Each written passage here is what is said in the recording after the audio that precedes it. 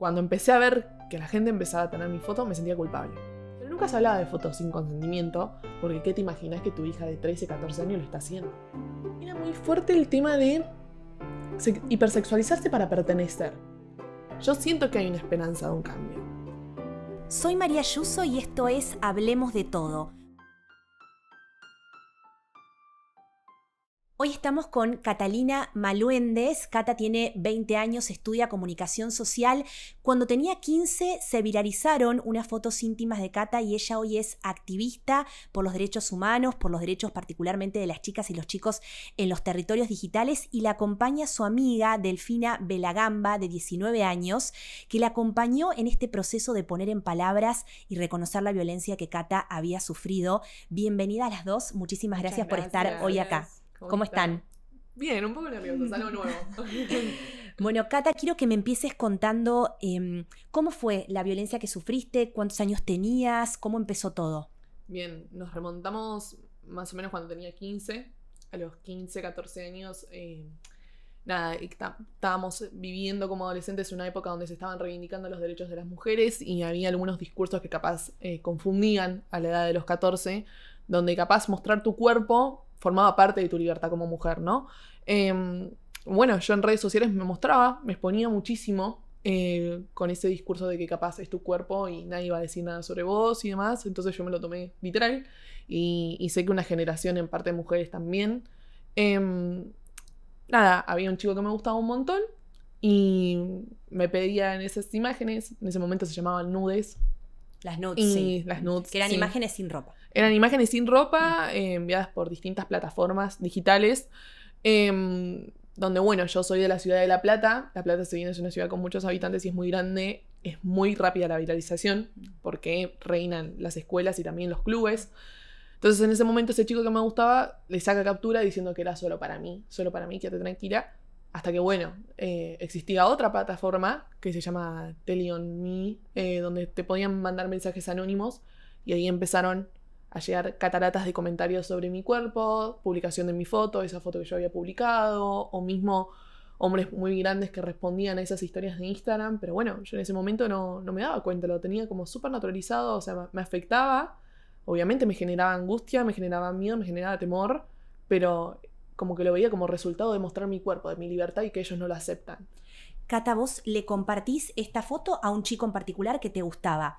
Él hace una captura, a vos te llama la atención en su momento, pero lo que hace este chico es compartirla sin tu consentimiento. Lo comparte con sus compañeros de deporte en un club muy importante de La Plata, sí. Y ahí la foto empieza a ir para todos lados, Para todos lados, acompañado de las fotos también que subía yo, que no eran capaz de esa magnitud como la que envié privadamente, íntimamente, pero sí se empezaron a cuestionar y a decir cosas sobre mí, sobre mi cuerpo o sobre mi educación. Así que sí, fue muy fuerte. Fue una época bastante fuerte. Lo digo así porque fue algo que tuve que atravesar sola. Porque en ese momento no se hablaba y no había espacios, ni escolares, ni nada. Entonces fue un momento bastante pesado. Sí. Cata, ¿cómo te impactó en tu salud mental eso que habías atravesado? Mira, algo muy, muy interesante y que con los años yo lo fui viendo, porque en ese momento, como te digo, no me daba cuenta, era que capaz estando en el aula o en distintos ámbitos con amigos me sentía como muy ahogada. Llegaba en un momento que yo me sentía muy ahogada, tenía la necesidad de llorar, tenía un nudo a la garganta, sentía un peso en el cuerpo de ¿qué llevo adentro? ¿Qué tengo? Y no sabía. En el 2021, estábamos hablando de 2019, así que en el 2021 yo arranco terapia, comentándole, entre otras cosas, que sufría de estos episodios, ¿no? De querer salir, de sentirme ahogada, de que no puedo respirar, me quiero ir a mi casa. Y eso era un ataque de ansiedad, ¿no? Ahí pude poner en palabras lo que yo sentía. Dije, bueno, por fin esto tiene un nombre. No es algo desconocido, no es algo que... Y ahí empecé a investigar, y ahí empecé a tratarlo. Y ahí fue la primera vez que íntimamente lo hablé con alguien cara a cara y con detalle, con lujo de detalle. En ese momento, Cata, cuando la foto se hace viral y me contás que la comparten en una red social donde te llegaban mensajes anónimos de personas. Sí. ¿Qué tipos de mensajes te llegaban, Cata? De todo, o sea, desde amigas que capaz me decían hermosa, qué sé yo, sin pensar que estaban esas fotos, hasta amenazas amenazas de muerte, cosas, bueno, hipersexuales, no quiero decir ninguna mala palabra, pero mensajes fuertes para una nena de 14 años, hasta puteadas que ni siquiera sabía el significado de eso, y que hasta el día de hoy te digo, wow, ¿cómo le puedes decir eso a una chica de 14 años? Y más curiosidad me da que no sé quiénes son. O sea, no sé quiénes eran. Hasta el día de hoy no sé. Sí me llegaban mensajes privados, pero esos mensajes en particulares en esa aplicación no tengo ni idea. Eran mensajes que hablaban sobre tu cuerpo. Vos tenías 14 años y recordemos que se habían viralizado no solo las imágenes tuyas, digamos, las nudes que le habías compartido a este chico y que viralizó sin tu consentimiento, sino imágenes que vos subías a tu Instagram, digamos, a tus redes, que bueno, eran imágenes que vos hoy reconoces como hipersexualizadas. Totalmente. ¿No? Contame cuándo te das cuenta que eso que habías sufrido vos por parte de este chico y esta difusión de las imágenes íntimas era violencia. ¿Qué sentías vos en ese momento? ¿Qué era lo que te pasaba? ¿Y cuándo empezaste a reconocerlo como una violencia efectivamente? Mira, es muy interesante porque yo lo reconozco mucho después. En ese momento no estaba al tanto de la situación, porque como te digo, cuando no hay espacios de charla, cuando no se habla de ese tema, no le podés poner un nombre, entonces no lo reconoces. Cuando pasó, obviamente sentí miedo. Y cuando empecé a ver que la gente empezaba a tener mi foto, me sentía culpable. Dije, me hago responsable, yo mandé esto. Yo fui. Y con el paso del tiempo, entre medio pasó la pandemia, pasaron un montón de cosas. Yo me egreso del colegio y empiezo a entrometerme un poco más en los que eran los derechos humanos. Siempre tuve interés en eso, en la política, los derechos humanos, en la ciudadanía. Y ahí reconozco algo que se decía derechos digitales. Muy nuevo para lo que estamos hablando de hace 2 años atrás. Muy, muy nuevo, porque siempre lo que se hablaba en el colegio era de grooming, el bullying en línea, pero nunca fotos sin tu consentimiento, sino que le decían como pornovenganza. Y yo siempre me preguntaba, ¿venganza de qué? Entonces, yo lo reconozco recién a los 18 años. Y ahí empiezo a entrometerme de lleno con los derechos digitales y los derechos de la mujer en ámbitos digitales, más que nada, y de los adolescentes. Cata, entonces en ese momento vos sentías culpa y también esto que después reconociste como ataques de ansiedad. Sí. ¿Cómo era tu cotidianeidad? ¿Cómo te mostrabas en la escuela? Digamos, ¿habías hablado con alguien de eso que te había pasado? Mira, yo la verdad que en el colegio me mostraba muy bien. O sea, era como si fuese un problema totalmente íntimo y personal que no tenía por qué ir a pedir auxilio ni ayuda. Lo sentía así porque me sentía culpable y responsable de eso. En uno de esos ataques de ansiedad, que yo tengo varios episodios que recuerdo muy bien, me acuerdo y lo cuento en esa charla de, bueno, corrí al baño y me acompaña una de mis más amigas, una amiga de la infancia, y ahí le cuento, che, ¿sabes qué me pasó esto? Y claro, no había herramientas, no había lugares. Si se lo decías a tus papás, sabías que se iban a enojar. Y si se lo decías a una preceptora o a un profesor, no se podían hacer cargo, porque también hasta el día de hoy lo que pasa en la era digital es por afuera de los colegios, por afuera de las aulas, por lo tanto no me voy a hacer responsable de esto. Y eso afecta.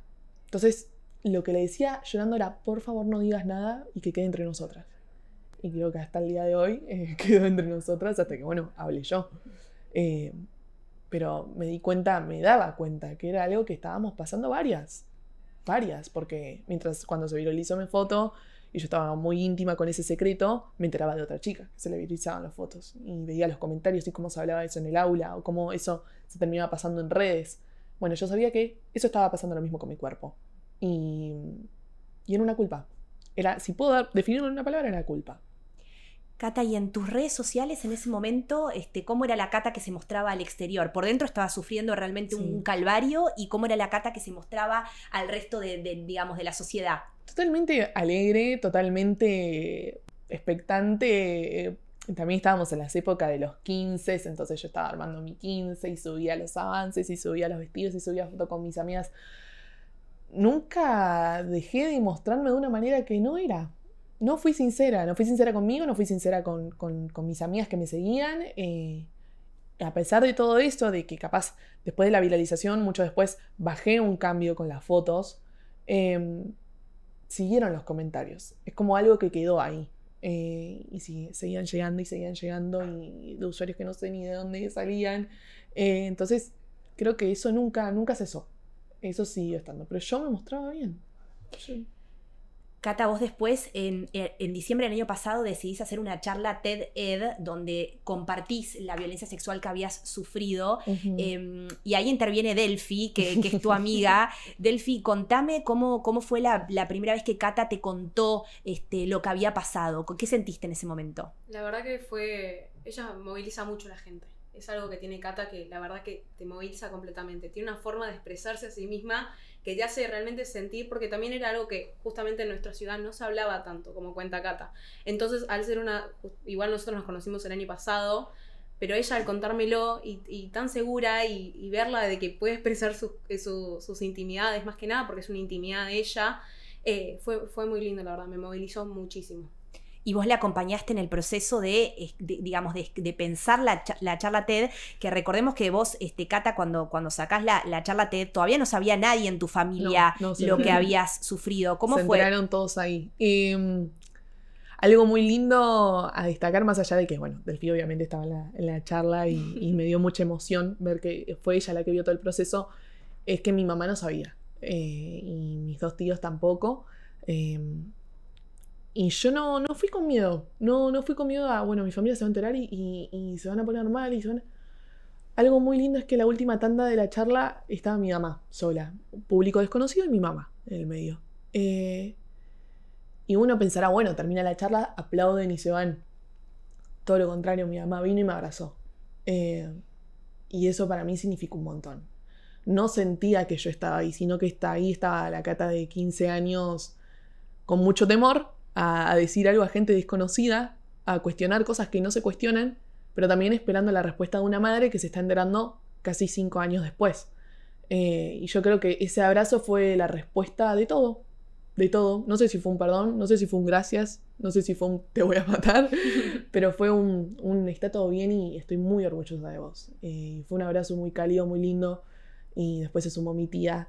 Y quedó ahí. No hubo preguntas después, no hubo comentarios después. Quedó en ese abrazo. Y para mí eso significó todo. No necesitaba más que eso.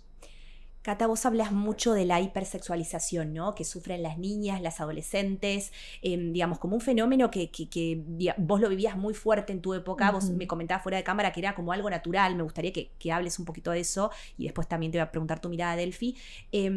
¿Cómo te pesaba esa hipersexualización en su momento? Quizás vos no lo vivías como tal, pero ¿cómo lo vivías entonces y qué efectos tuvo en vos a largo plazo en tu salud mental?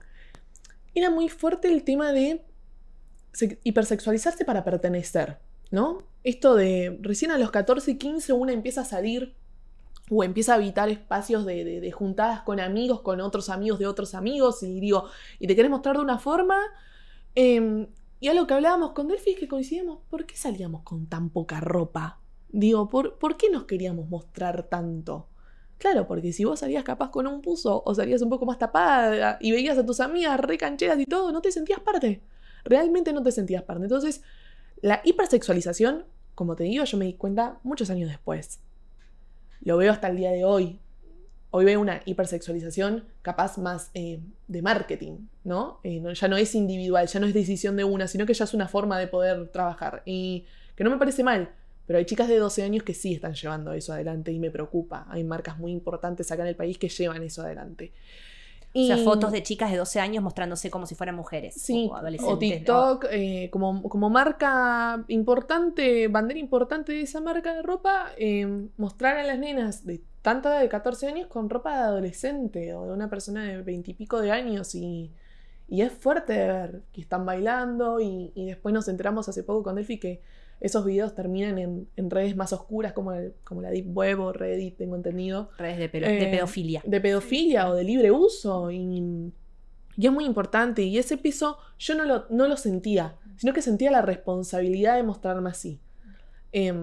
Por un tema de pertenecer, de poder ser como ellas, de poder ser como la chica. Y eso también te comparaba con otras. Y eso te arruinaba la salud mental. Ver que capaz no tenías el cuerpo que querías, que no te desarrollabas de la manera que querías, o que no se te daba con otros chicos de la manera que vos querías, porque yo digo, bueno, este chico me súper gusta, me está pidiendo fotos, se lo mando para gustarle. No, ¿por qué? Hoy lo pienso y digo, ¿por qué? No es así, no se manejaba así las cosas. Y Y en ese momento no lo sufría como una responsabilidad. Hoy lo sufro, pero de arrepentida, de decir, ¿por qué se tornó en eso? ¿Por qué esa discusión nos confundió tanto como mujeres?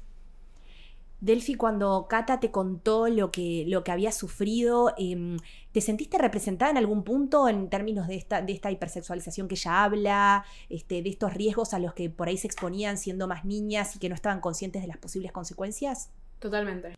Creo que algo que hablamos hoy con Cata es que era algo que pasaba mucho en nuestra época. Entre los 15 uno trataba de ir a los 15 y estar linda y sentirse linda, pero también en ese sentirse linda estaba la comparación con la otra.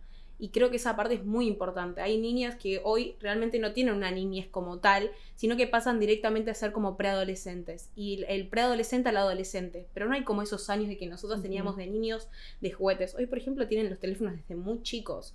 Entonces el acceso muchas veces al internet y a todo este mundo nuevo que hay, porque realmente es nuevo hasta para nosotros, que nacimos con lo que es la tecnología, es muy, muy diferente y es muy difícil de controlar eso. Yo, por ejemplo, habito un espacio donde soy profe de niñas y muchas veces traen el teléfono o tienen ciertas formas de vestirse que para mí tienen que ser propias o de una niña o una adolescente. Entonces hay cada espacio para que uno vaya creciendo. Sin embargo, cuando íbamos a los 15, como tratábamos de mostrar un poco más, que tal vez nos sentíamos lindas en ese momento, y no creo que esté mal eso. Pero también eso de tal vez que es ropa adolescente, no de niño. Y esa diferencia creo que es muy importante, porque nosotras la sufrimos. Eso de querer ser parte, creo que es súper importante. Querer ser parte te hace transformarte a vos mismo para poder encajar. Y muchas veces encajar puede llevarte a un silencio que vos tenés interno, que no te das cuenta, un dolor, que hasta yo, por ejemplo, el año pasado recién, justamente como dice Cata, me di cuenta de lo que estaba pasando. Cuando uno sale de sus espacios, de sus círculos, como que empieza a aprender todo lo que es el alrededor y lo que estábamos sufriendo nosotros.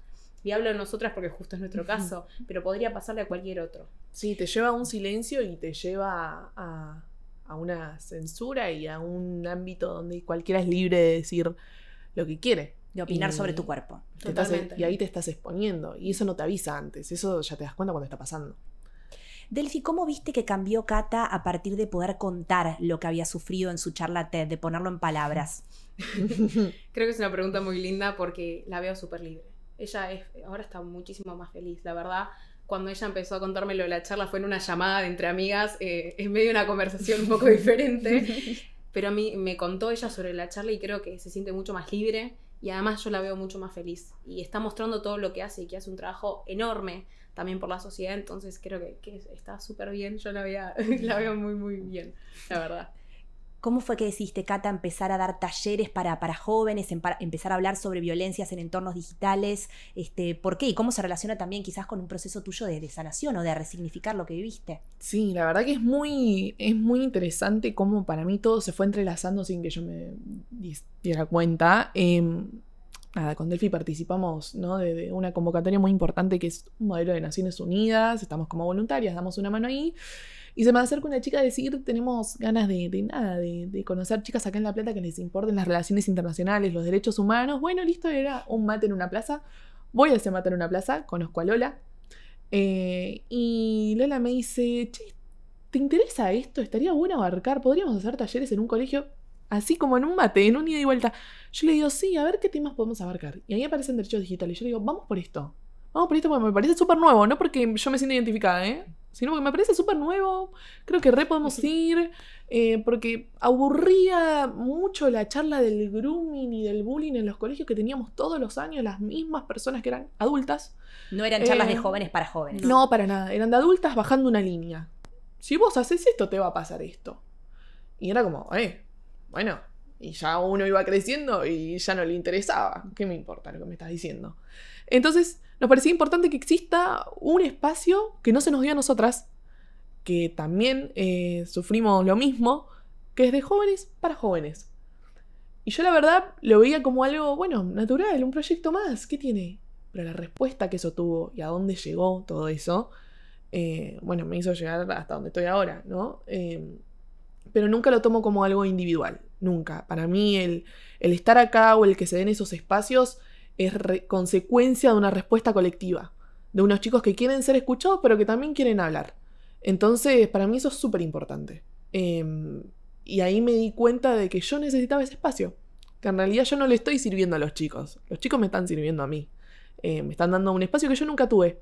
Y bueno, mi hermana tiene 16 años y hoy le estoy dando conversaciones que yo no tuve en ese momento, pero porque no existía. Y ¿Qué tipo de conversaciones tenés con tu hermana hoy? Conversaciones de que se cuide un poquito más, de que no es que se censuren y se muestre. Más, mi hermana es hermosa, que la amo muchísimo, pero sí le cuida mucho con quién se trata, con quién está hablando. No controlarle, nunca controlarle. Ella tiene la libertad de hacer lo que quiera, pero sí aconsejarle como hermana. Ella igual participó de la charla TED, también se enteró ahí. Y si bien la veo súper madura para la edad que ella tiene, capaz yo a su edad no era así, siento que capaz estaba un poco más cuidadosa en ese sentido de las redes sociales, cosa que a mí me faltó. Entonces, te iba a preguntar, Cata, si vos en su momento hablabas con tus papás o con tu mamá de lo que veías en redes sociales, de lo que publicabas. ¿Era un tema de conversación con ella? La verdad que no. Mi mamá, pero no por falta de mi mamá. Mi mamá es muy responsable, tuvo una crianza espectacular, pero ella tenía tanta confianza en mí que capaz no veía ese riesgo.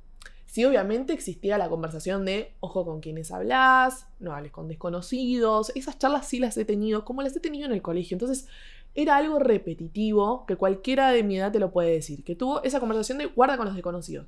Pero nunca se hablaba de fotos sin consentimiento, porque ¿qué te imaginas que tu hija de 13, 14 años lo está haciendo? No se iba a imaginar con mamá que una hija puede compartir esas fotos y que del otro lado puede haber una violencia de difundir esas fotos sin consentimiento. Y hasta el día de hoy pasa.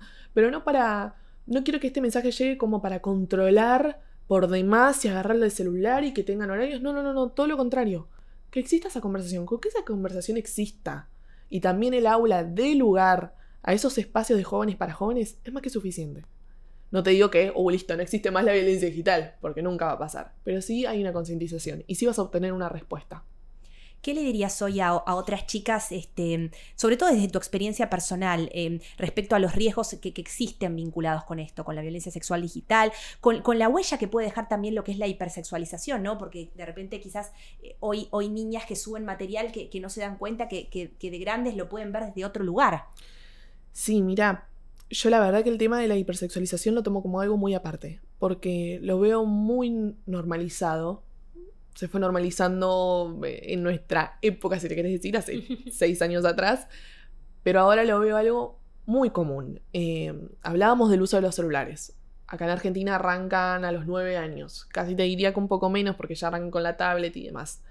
Ven cosas que nosotros no veíamos. A nosotros esto nos llega por un contexto muy particular, una reivindicación de los derechos de la mujer que celebramos, pero también unos discursos que confundían. Ahora los chicos directamente lo ven. Ahora los chicos directamente lo pueden ver en TikTok, lo pueden ver en redes sociales. Entonces quieren ser como ella, yo quiero ser como ella. Y esas son las consecuencias, y ahí va. Entonces yo lo que le diría a las niñas de hoy es siempre cuidarse, pero no ver como que todo es un peligro, porque siempre creo que termina en que todo lo que hagamos termina siendo un peligro y todo lo que hagamos está mal y que nos tenemos que controlar. No, hay que tener cuidado para cuidarse a uno mismo. Porque cuando vos no te cuidás y pasan los años, ahí te das cuenta, como nosotras dos, que ya es tarde. Y que la verdad hay espacios que podrías haber tenido y no los tuviste. Entonces, para eso están gente como Delphi, gente como yo, queriendo dar esos espacios para que tengan esos lugares.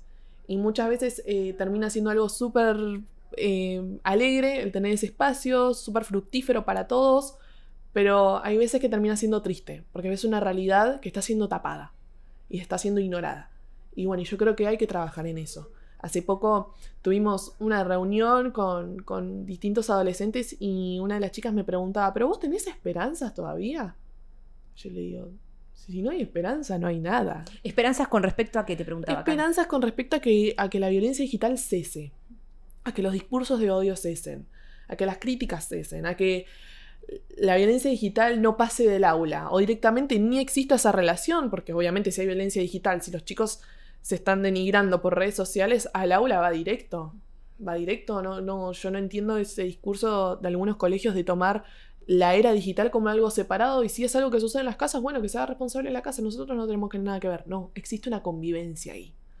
Y es muy importante. Y ahí hay consecuencias. Y ahí pasan la mayoría de las cosas.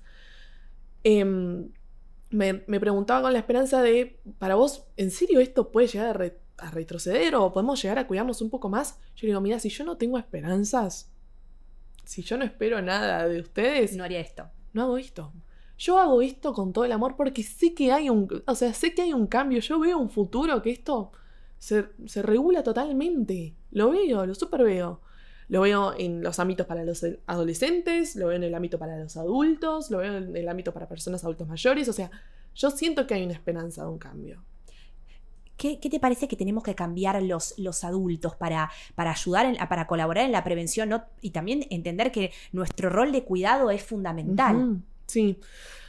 Mira, de los padres, porque yo tuve la oportunidad de que me críe una madre, es generar esos espacios, que no tengan miedo y que no sean miedosos a que su hijo le pase, porque a veces también el miedo a que tu hijo le pase te da como medio de, bueno, no, si no le hablo capaz no hace nada o no está pasando y no me entero de nada. Háblalo. Yo siempre aconsejo de hablar, no de revisar, no de ir a profundidad. Bueno, sí, obviamente si estás viendo un comportamiento extraño o están pasando cosas que te parecen bastante raras, ahí sí me parece que tenés que ir a profundidad, pero cuando querés abordar un tema, es hablarlo, es reconocer, también es aprender a escuchar a los chicos. Los chicos también van muy acelerados, capaz yo lo veo con mi hermana de 16 años, tengo 20, la veo muy distinta a mí. Los chicos ahora son mayores ya de por sí. Ya crecen, como dijo Delphi, no tienen esa etapa de como teníamos nosotros. Niños, preadolescentes, casi adolescentes, ahora sos adolescente, seguís siendo adolescente, no. Los chicos saltan de ser niños a adolescentes. Es así. Lo sé bien porque cuando nosotros damos los talleres, los directores nos piden, por favor, dar los talleres de primer año a sexto. O sea que están viendo comportamientos por igual entre primero y sexto. Eso te dice algo. Entonces yo a los padres les diría que empiecen a abrir un poco más la cabeza en sentidos de qué es la era digital, qué implica, qué es esto. Abarca mucho el tema también cuando los chicos son egresados ya del secundario, qué cosas están subiendo, qué no. Pero nunca le echaría la responsabilidad entera a los padres, porque no lo hice con mi madre. Y yo sé que los padres son bastante comprensivos cuando su hijo está mal, pero a veces no hay que llegar al punto a que tu hijo esté mal, sino que lo podés prevenir antes, se puede tratar. Para mí eso es súper delicado porque es una confianza de madre o padre, hijo o hija que se tiene que construir desde una base. Cata, la violencia que vos sufriste en su momento a los 15, ¿tuvo impacto en tu salud mental a largo plazo? Sí. Sí, la verdad que sí. Como te digo, pasó en el 2018-19, lo reconocí en el 2021 y hasta el día de hoy, si bien estoy súper bien y hablo del tema en todos lados, y me parece muy importante hablar del tema en todos lados, porque veo respuesta, a veces se me cruzan flashbacks de cómo, por qué pasó. Y algo muy lindo es de cómo algo que empezó en un aula termina en un aula, ¿no? Digo, a mí los ataques de ansiedad, todo, me agarraban en un aula. Yo me sentía muy mal en el aula, si mostraba otra cosa. Termino dando talleres sobre ese problema que yo quería. Doy ese espacio que yo no tuve en el mismo aula. En el mismo aula que arrancó todo. Entonces, ¿me pegó en la salud mental? Por supuesto. Por supuesto, porque no me lo saco de la cabeza. Pero quise transformarlo. Si esto es un trauma, bueno, puedo hacer un trauma que ayuda a los demás a que no lo sean. A que no sea un problema para los otros. A que sea un espacio de, che, a mí también me pasó, vas a salir de esta. Podés darles herramientas, darles contención. Hay muchas veces que no va por la charla y ya está. A veces las chicas se acercan y te vienen con otros problemas de otros ámbitos y ahí vos no sabés qué hacer. Bueno, siempre estar preparada a eso. Siempre estar preparada a roces, encuentros. Y a veces cuando no hay respuesta de los chicos o de los padres, eso también te comunica algo. El silencio también te está comunicando algo. Entonces, nunca quedarse con las manos vacías. Siempre tener algo más. Entonces, todo ese deterioro de mi salud mental lo reparé y lo curé en estos talleres y en la charla y en mi trabajo sobre la era digital. Delphi, ¿qué te parece que genera en los chicos? Vos estás en contacto también con infancias. Cuando es otro joven, por ejemplo, en el caso de Cata, ¿no? El que va a contar su experiencia y hablar entre pares de alguna manera, ¿no? No el adulto, sino alguien que pasó por esas experiencias que les busca llevar un mensaje de concientización. Yo creo que se sienten mucho más seguros. A mí misma me pasó con Cata, nunca había tenido conversaciones tal vez que tan profundas sobre una problemática que yo la veía muy en silencio.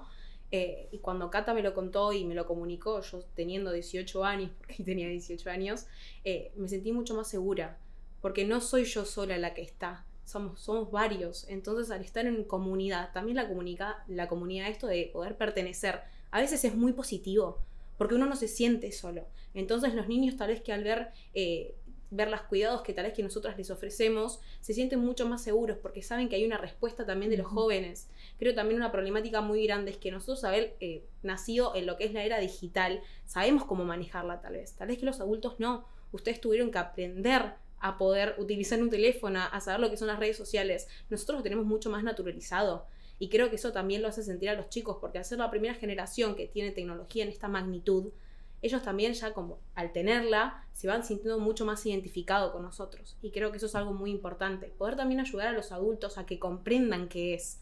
Porque claramente es una solución que se va a tener que justamente tener una solución en conjunto. No va a ser solamente aislado de los jóvenes o de los niños o de los adolescentes o de los adultos. Somos todos juntos que estamos en una misma sociedad y que tenemos que mejorarlo. Porque somos el futuro nosotros, pero ustedes ya están en el presente.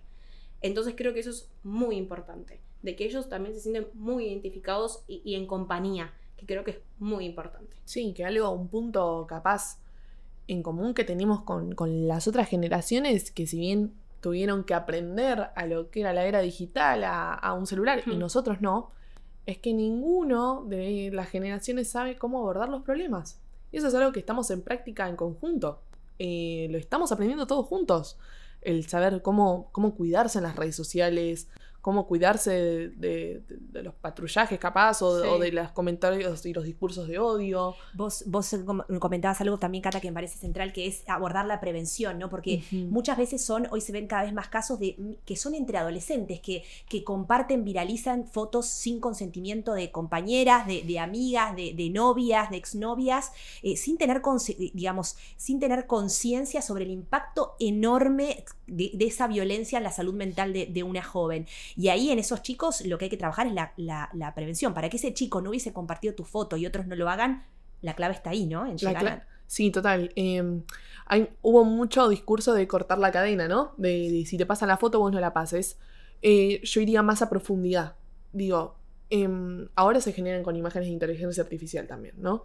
Y si bien algo muy curioso que nos pasó es, bueno, siempre hablamos de las niñas, de las mujeres, pero ¿qué onda los varones cuando pasan eso? ¿O qué onda los varones si lo sufren también?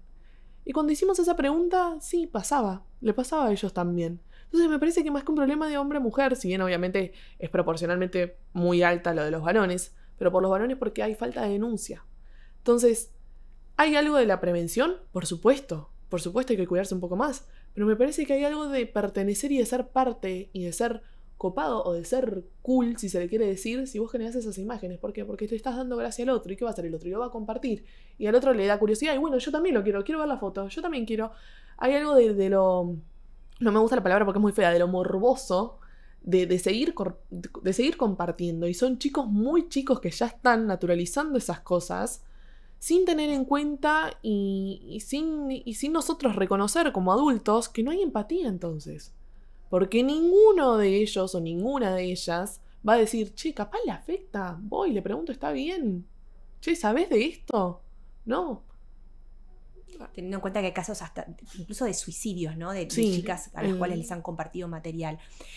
Cata, para finalizar, me gustaría ¿qué mensaje le darías a esa Cata de 15 años que se acaba de enterar que se viralizaron sus fotos íntimas, que está sufriendo esta violencia? ¿Qué te dirías a vos misma de 15? La que te espera. No, es muy difícil, porque yo creo que cerré la Cata de 15 años en esa charla TED, y en ese abrazo con mi mamá. Yo le nombraría ese abrazo con mi mamá. Pero de todas formas, no me va a entender, no me va a hacer caso, porque hasta el día de hoy soy muy cabeza dura.